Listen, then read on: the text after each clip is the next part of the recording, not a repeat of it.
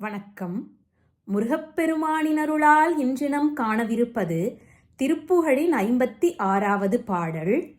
சங்கைத்தான் ஒன்றுத்தான் இன்றியே நெஞ்சிலே சஞ்சல ஆரம்ப மாயன் சந்தோடே குங்கும அலங்கிருத ஆடம்பர சப்ரம ஆனந்த மாயன் மங்கைமார் கொங்கைசேர் அங்க மோகங்களால் வம்பிளே துன்புறாமே வன்குகா நின் சொரூப பிரகாசம் கோடே வந்து நீ அன்பில் ஆழ்வாய்.